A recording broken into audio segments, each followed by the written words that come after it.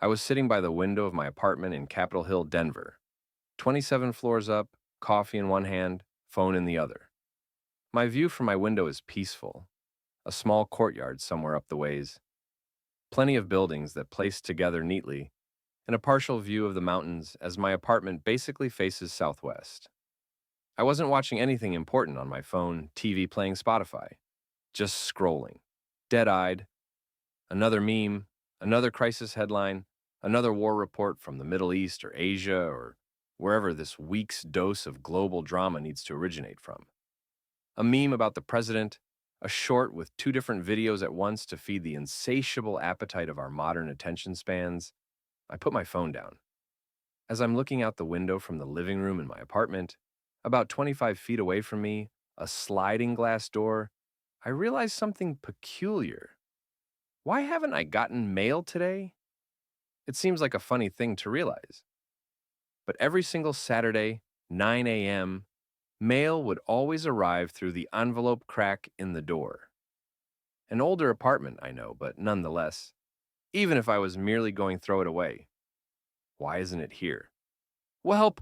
I openly exclaimed to myself as I slapped my hands onto my lap. I go to sit up and start my day, but then it hit me, a feeling in my stomach akin to what you feel when you're on a roller coaster about to drop. I look towards the window. Something is not okay. Now I'm certain. I frantically force myself upwards toward my room, looking directly at my room as if something had possessed me as it happened. I can't explain it right. You think it would be a boom, but it was more like a deep, threatening roar, like the earth was screaming.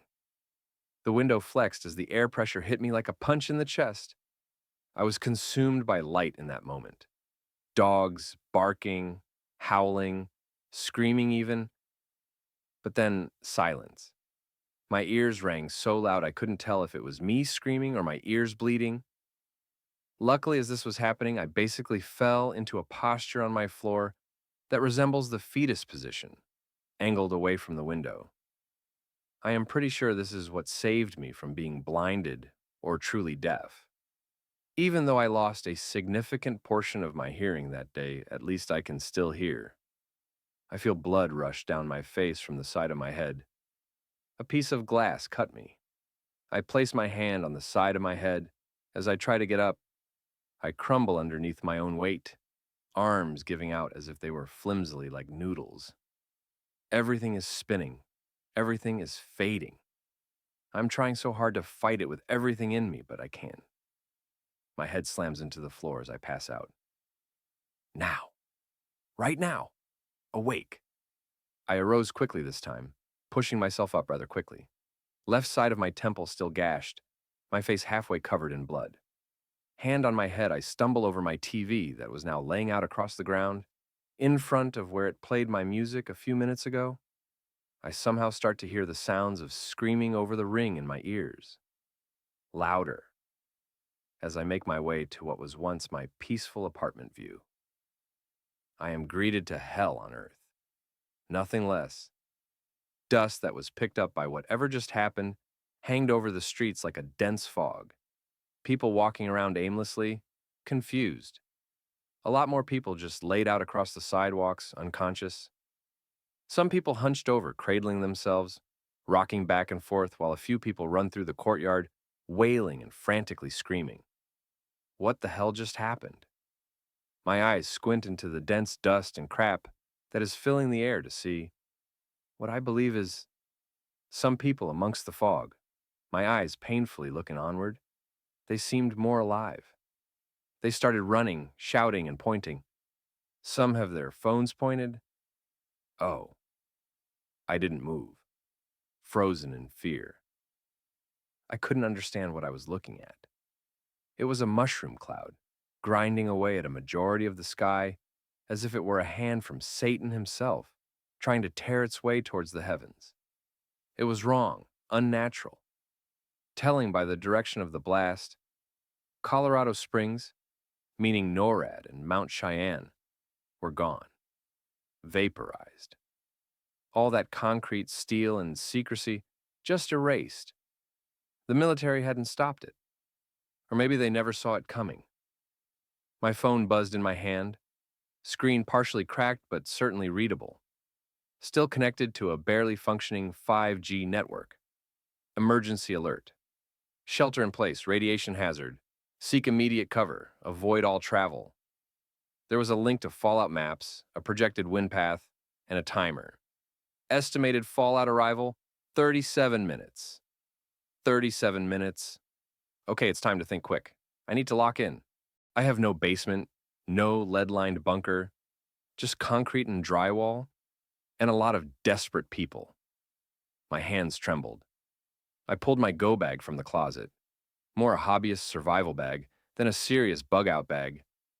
I grab a few MREs, flashlight, multi-tool, 2 water bottles, a radio and a pistol I haven't shot in 3 years, a pack of cigarettes as well that have been sitting in the pantry for quite some time. I ran. The stairwell was chaos. People shouting, crying, a man in scrubs arguing with someone about iodine tablets. Someone was puking halfway down. I didn't stop. I didn't look at anyone. I just moved. Outside, Denver was holding its breath. People crowded in clusters, staring south like spectators to the end of the world. The wind began to shift. I saw it, a dark haze rolling over the Rockies like a malevolent tide. Fallout. I needed to get underground. The only place I could think of was the abandoned light rail tunnels near Union Station. I'd heard rumors about them. Urban explorers, old maintenance workers, people who knew the guts of the city. I had nothing else. The streets were breaking down already. People started looting. The first store windows shattered as I passed the 16th Street Mall. Not just thieves. People were desperate, grabbing bottled water, canned goods, medicine. A woman ran by with a plastic bag full of baby formula. Her hands were shaking so hard, she dropped one of the cans and didn't stop to pick it up. Sirens screamed somewhere behind me, when suddenly a cop car sped by and sideswiped a fire hydrant, spraying water into the air like a geyser. The officer didn't even stop. Everyone knew what was coming. I ducked into an alley and forced open a rusted maintenance door behind an old warehouse. I knew from an old Reddit thread that it connected to a decommissioned section of the underground rail system. I just hoped it wasn't flooded or sealed off. The darkness swallowed me whole as I rushed myself through the rusted door, luckily no signs of flooding. I clicked on my flashlight, the beam trembling with each heartbeat. The air was thick with dust and rot. Rats scurried away from my boots. I followed the tunnel downward, deeper, until the sound of the city faded. My breath sounded like a stranger's in that place. I stayed underground for what felt like hours. The radio crackled in my pack. Shortwave signals, garbled voices, panic from all over. Nuclear strike confirmed. Multiple cities targeted. Secondary attacks possible. Then static. Then silence. I rationed my water. I didn't eat. I couldn't. I emerged that night. The city above me had changed. Ash floated down like snow. The streetlights flickered and died. The buildings looked grayer, like the color had been burned out of them. People moved like ghosts, slow, jittery, paranoid. Some carried weapons. Others wandered aimlessly, eyes vacant. I avoided them all. Radiation levels in Denver weren't lethal, yet. The prevailing winds had spared most of the metro. But that wouldn't last. There was talk of more bombs. Washington gone. Dallas gone. San Francisco gone. Someone said Chicago was burning, but who knew anymore?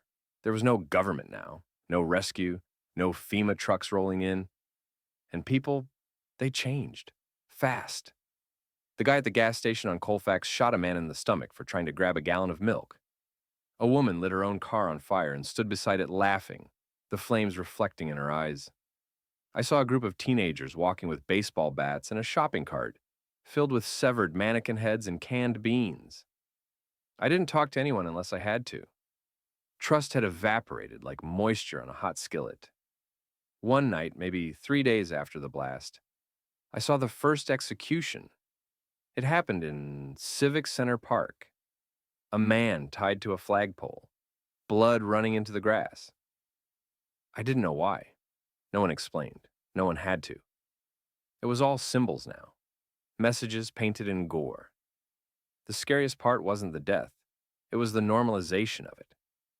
Like the rules we lived by, laws, empathy, decency, had all been erased in a single flash of light, and now people were rewriting them in real time, each one more twisted than the last. I kept my head down and moved at night. My apartment has to be gone by now, looted to the bones. So I stayed in alleys, rooftops, maintenance shafts. I slept with my pistol in hand. I ate cold MREs under broken billboards that used to advertise political campaigns and now just hung like grave markers.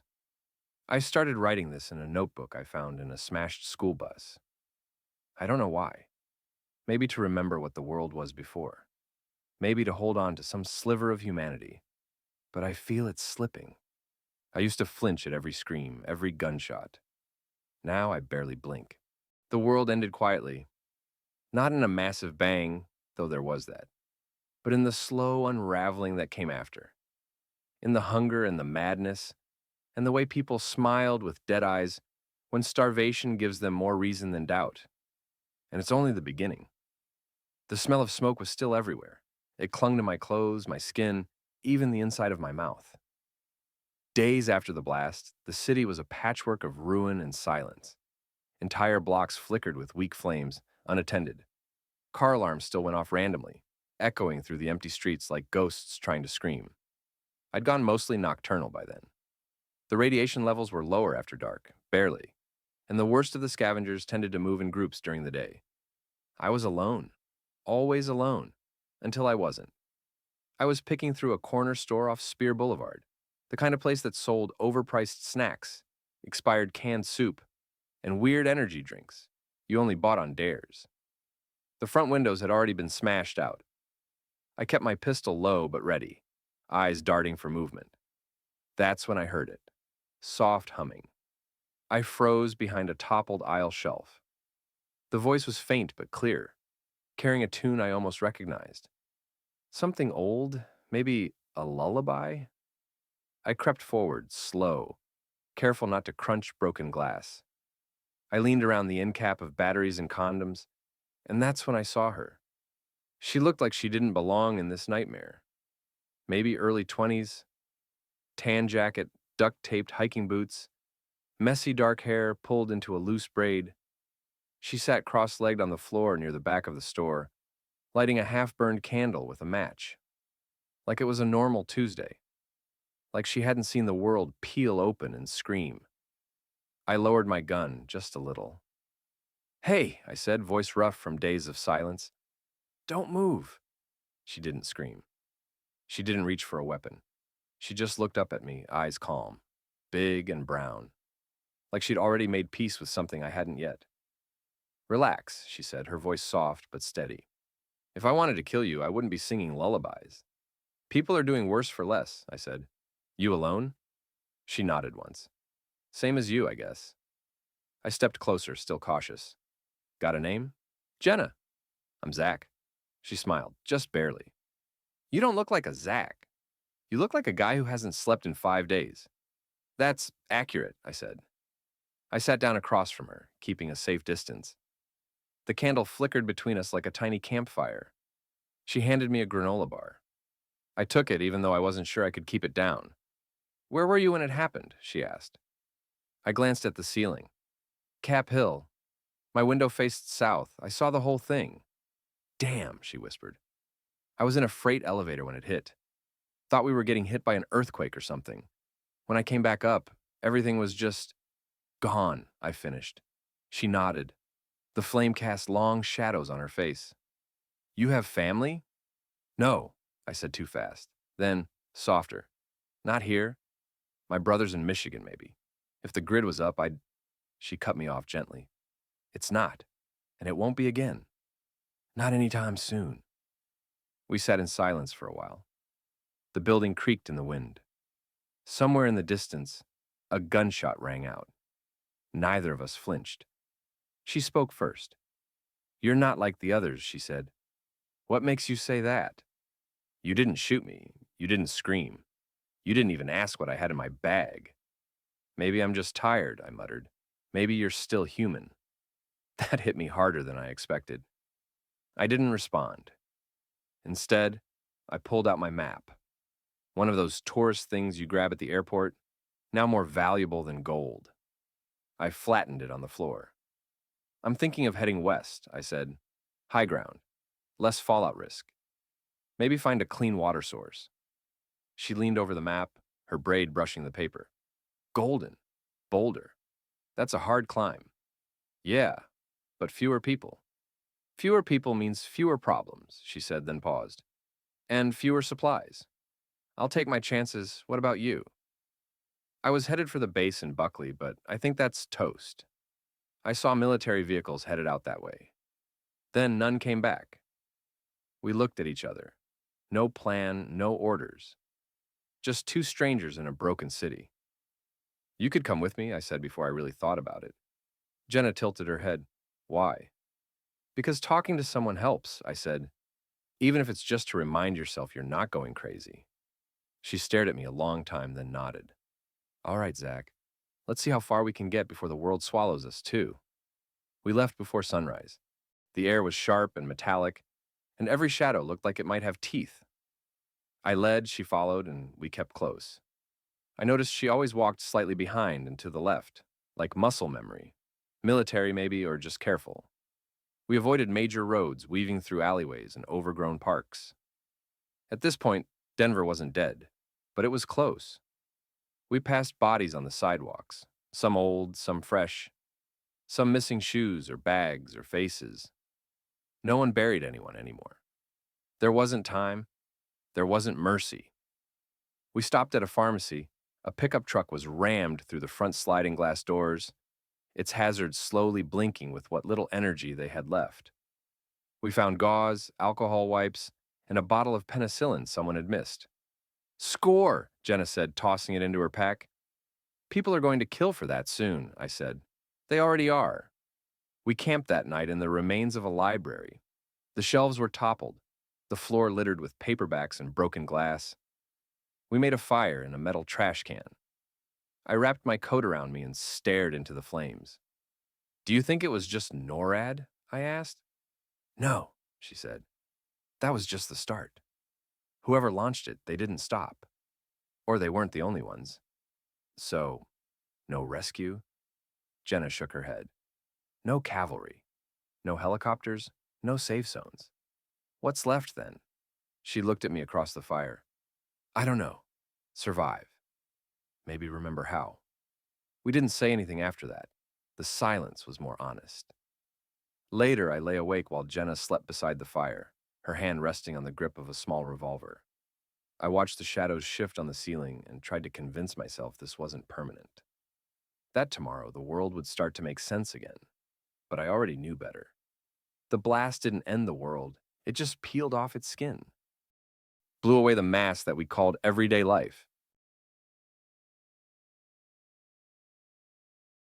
My name's Elijah. I'm 32 years old, and I live in a one-bedroom apartment on the east side of Atlanta, Georgia. I never thought I'd be writing something like this. Not because I'm particularly shy, but because I never expected the world to fall apart in a way that felt so silent, so invisible. No fire in the sky, no booming explosion. Just a flicker, then darkness. It started on a Thursday. The forecast said we were going to have unusually strong solar activity. I remember hearing about it on the news while microwaving leftover chicken lo mein. Potential for high geomagnetic interference, they said, and I barely paid attention.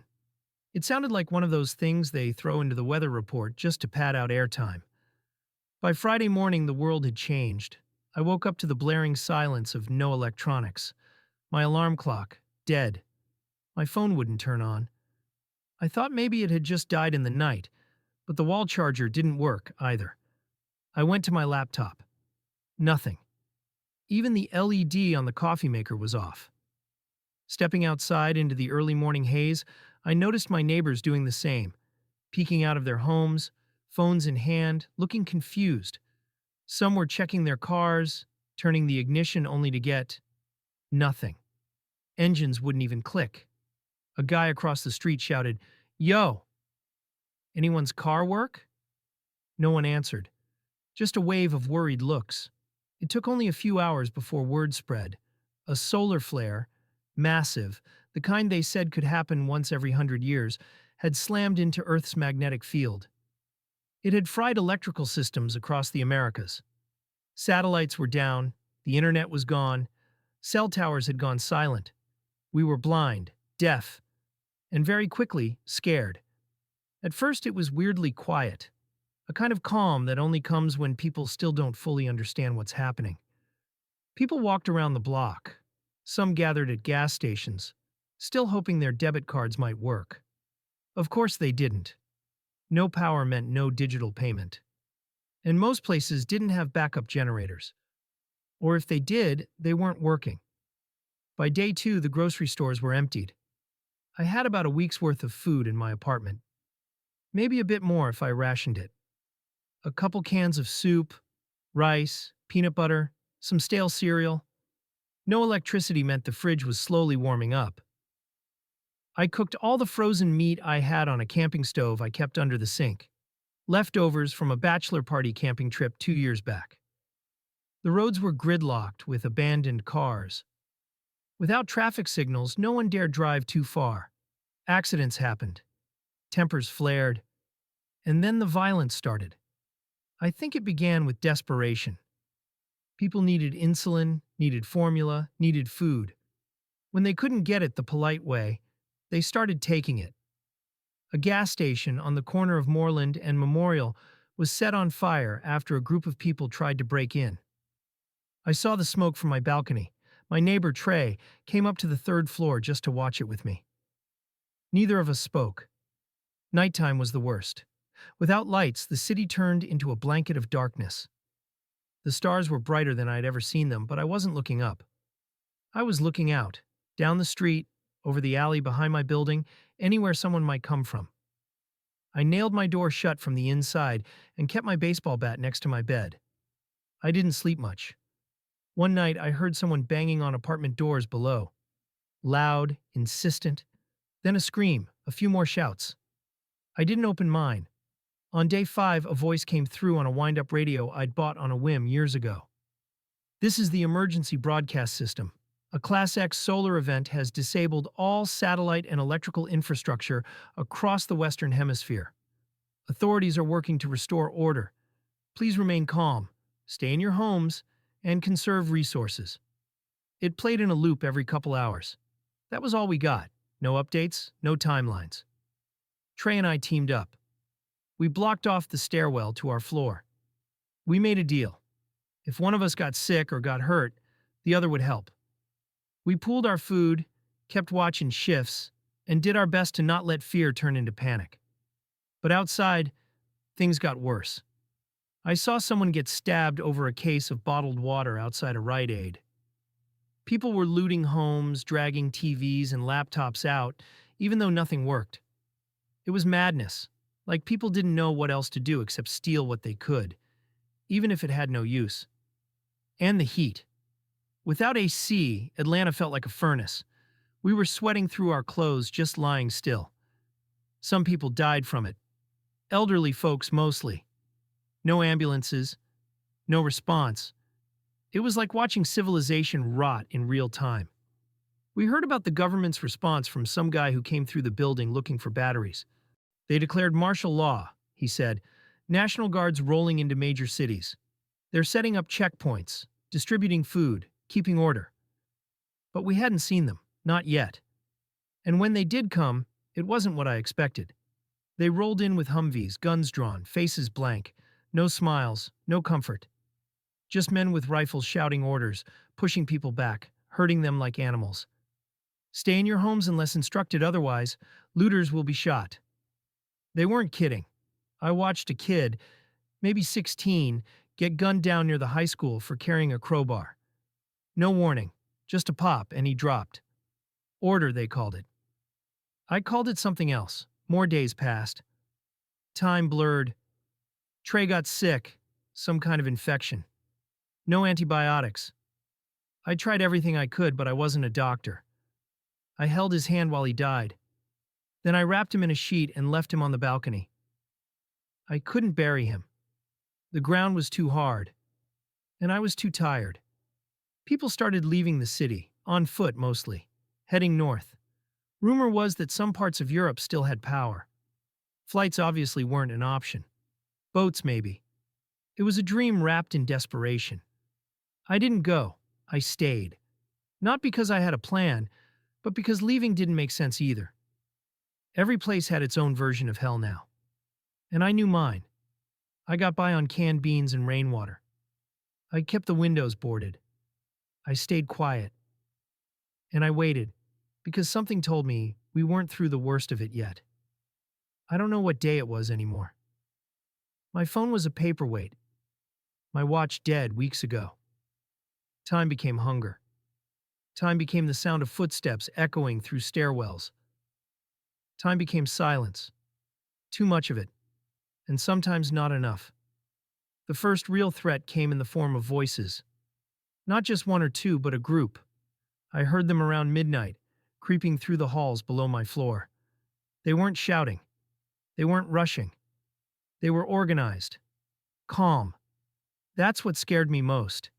They were looters, but not like the early ones. These were different. Tactical. Quiet. They weren't breaking doors, they were picking them. I heard the telltale clink of a lock being manipulated, then a soft push, then footsteps, then whispers, then nothing, then another door. They were sweeping the building. I grabbed my bat and sat in the darkest corner of my apartment, behind the overturned couch, my back to the wall. My heart thudded so hard it made my chest ache. The air was thick and warm, my throat was dry. The lock on my door wiggled once, twice, then stopped. One of the looters muttered something about already cleared, and they moved on. I don't know if it was luck, or if they thought someone else had checked it. But they didn't come in. When I heard the front doors slam open below and their voices fade into the city, I didn't relax. I cried, not loud, just enough for salt to sting my eyes. The next morning I did something I hadn't done in days. I left the apartment, not far, just down to Trey's place. I still hadn't touched anything since he died. The sheet on the balcony, now buzzing with flies, was a grim marker of what the city had become. But I needed food, and Trey might have had something left. I found a single can of peaches behind his couch, a few protein bars melted together in a drawer, and 2 bottles of water. It felt like finding treasure. I took it all back upstairs, wrote, "Thank you, man," on the wall in Sharpie, and shut his door for the last time. I didn't think I'd cry again. But I did. Later that week, or what I think was later that week, I heard something I hadn't heard since day 5. A voice. On the radio. It was weak and filled with static, but it was there. "This is K45 Alpha transmitting out of Quebec. All stations respond if able. Conditions remain critical. Repeat, critical. Quebec, Canada." They had power, at least someone did. Or maybe it was battery-powered like mine. Either way, it was a lifeline. A reminder that somewhere, people still existed. I spent hours each day turning the crank to keep the battery alive, hoping to catch more.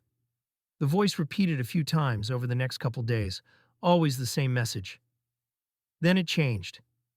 Safe zone established at Fort Stewart, Georgia. Humanitarian efforts underway. Transportation limited. Priority to children and families. Fort Stewart. It was near Savannah, a 4-hour drive under normal conditions.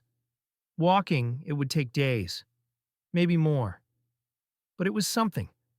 I started to plan. I needed supplies. I needed a weapon better than a bat. I needed a pack. But mostly I needed a reason. And maybe that's what finally made me move. The smell of rot was getting worse. The city had turned from chaos to decay. The people left were either too weak, too stubborn, or too dangerous. I had become all 3. I scavenged a nearby pharmacy. It had already been hit, but I found gauze, some iodine, and a half-used bottle of multivitamins. In a sporting goods store someone had tried to burn, I found a machete under broken glass. I left the bat behind. The night before I left, I heard gunshots echo down Memorial Avenue. Not random pops, controlled bursts. Military. Then came the rumble of engines. I watched from the roof of my building as two armored vehicles rolled down the street, floodlights scanning buildings, loudspeakers barking orders. Evacuate immediately. This area is being cleared. Report to Checkpoint Alpha 2 or risk detainment. Detainment? I didn't want to know what that meant. I packed the last of my food, just 2 protein bars and some stale crackers, and slipped down the fire escape. My heart pounded so loud I worried someone would hear it. I didn't look back. Getting out of Atlanta was harder than I thought. Abandoned cars lined every road. Some had been stripped for parts, others were torched, blackened skeletons on melting pavement. I kept to the sidewalks, the alleyways. I avoided other people unless they looked as scared as I was. 3 times I saw the military. Once I ducked into a dumpster to avoid them. The second time I hid in a church.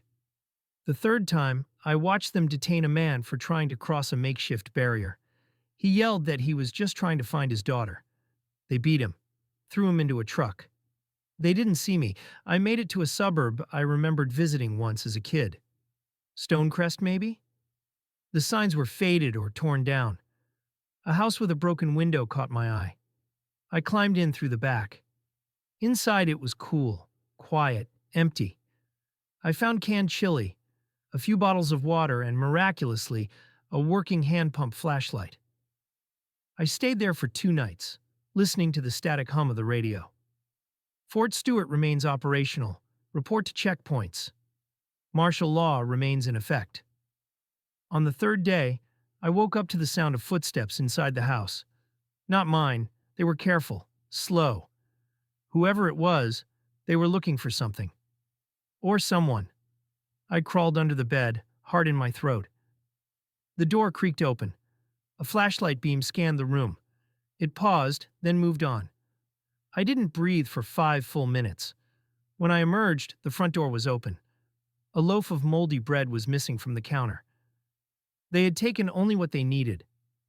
Maybe not everyone had gone mad. I kept moving, crossing rivers, avoiding roads, sleeping in churches, barns, gas stations. Every day the sun felt hotter. Every night the stars felt closer. I passed a small group heading north. One woman had a dog. A kid carried a map. They asked where I was going. I said east. They offered me water. I gave them my last vitamin bottle in return. The kid smiled. It was the first time I'd seen someone smile in a while. I think I'm halfway to Fort Stewart now. My shoes are falling apart. My pack is lighter than ever. I've eaten things I wouldn't have touched a month ago. But I'm alive. And when I get there, if I get there, I'll find out if any of this still matters. If anyone still remembers what came before the flare. Because in the silence that followed the sun's roar, we all had to decide who we'd become without the hum of civilization. And I decided to survive.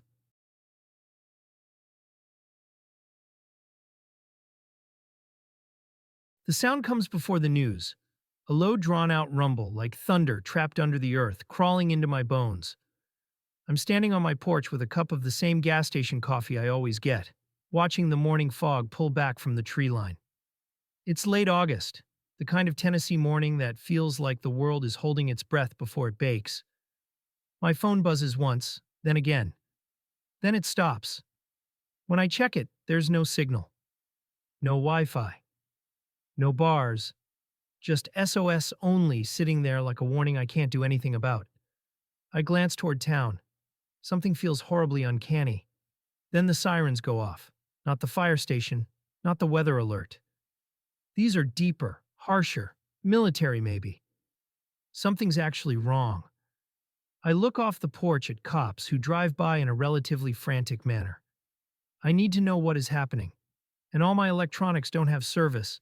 Go inside to see the TV has nothing as well. Just static. I guess I need to get some information the old-fashioned way.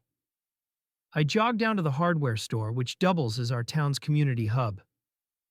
Mr. Green, who's been running the place for as long as I've been alive, is already pulling the emergency generator out front.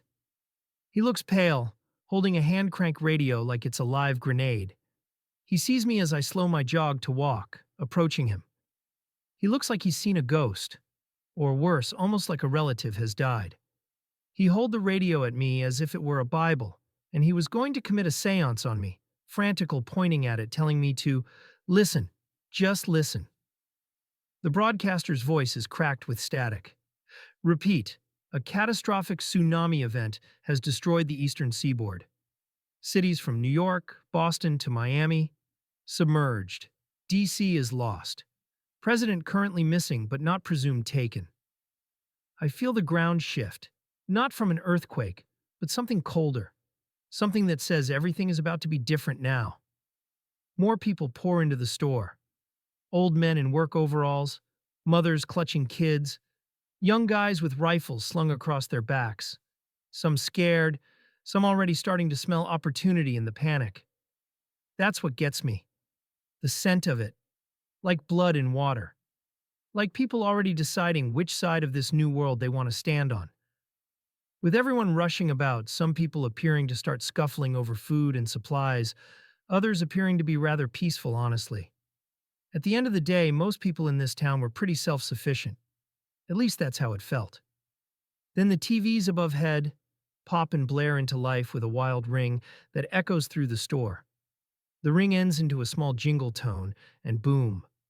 The president is standing presumably in a bunker's camera room, deep in the heart of the America Rocky Mountains. While he looked maintained, like a couple makeup artists rushed him together, he also looked distraught, and almost like he was sweating through whatever they put on him.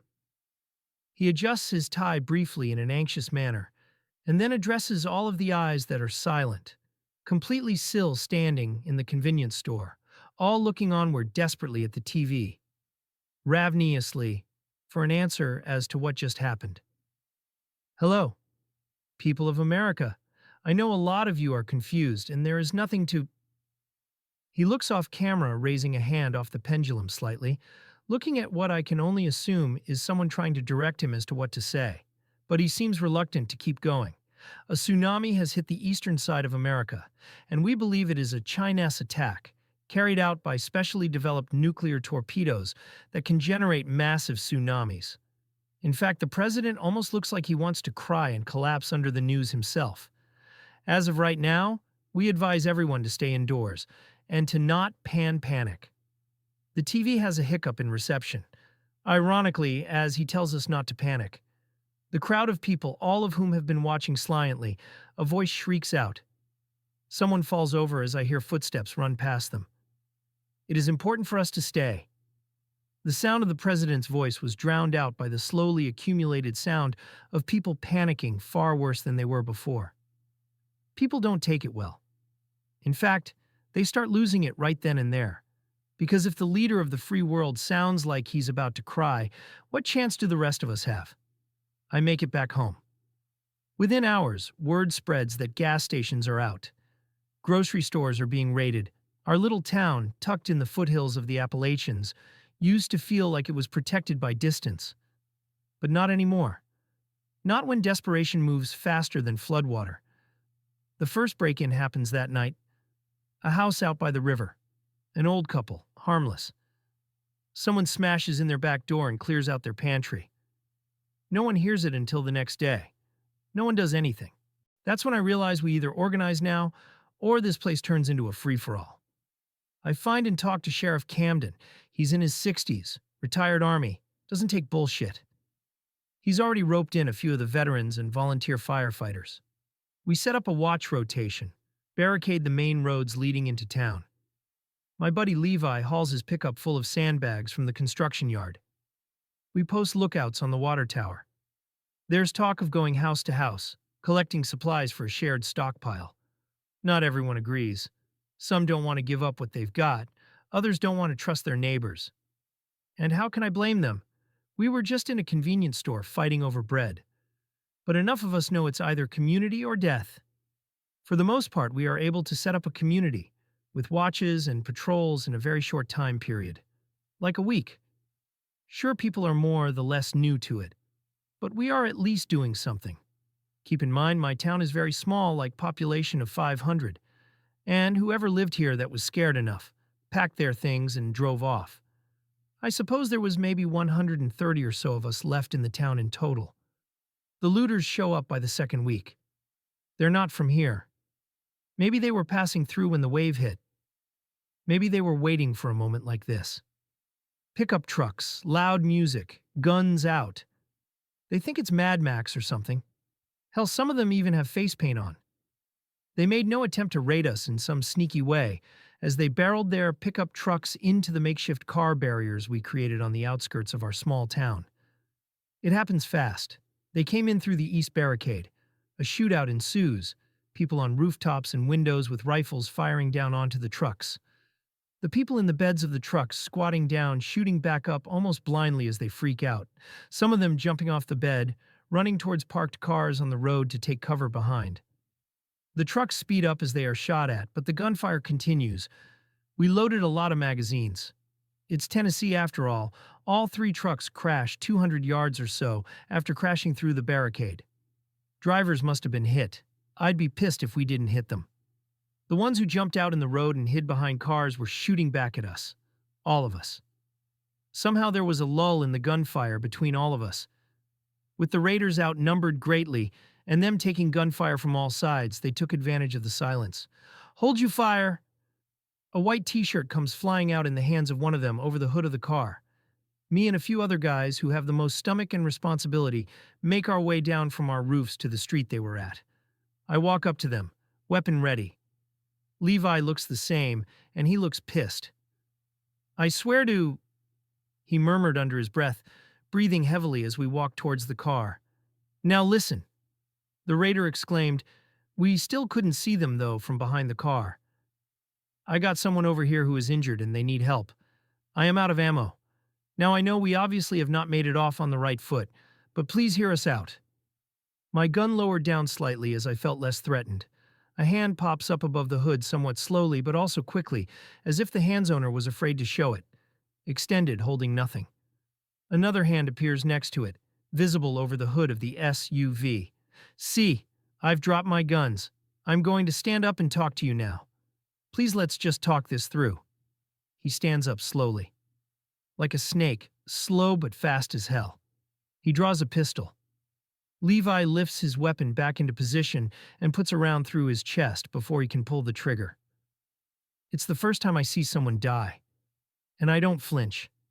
I help drag the body out of the road.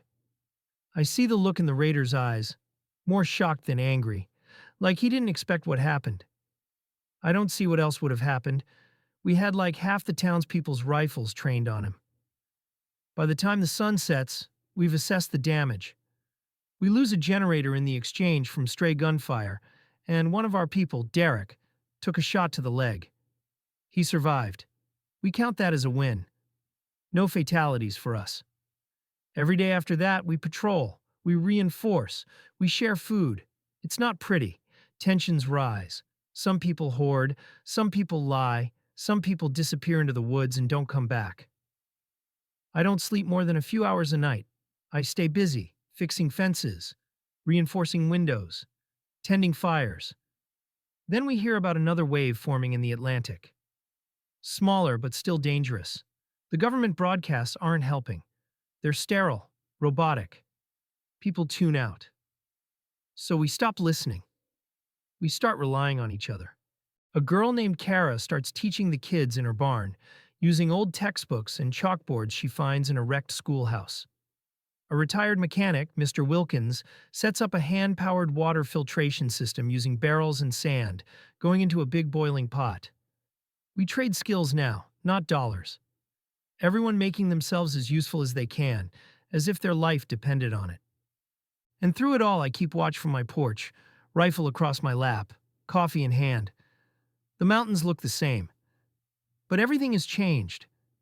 And somehow I found comfort in my new, rougher lifestyle.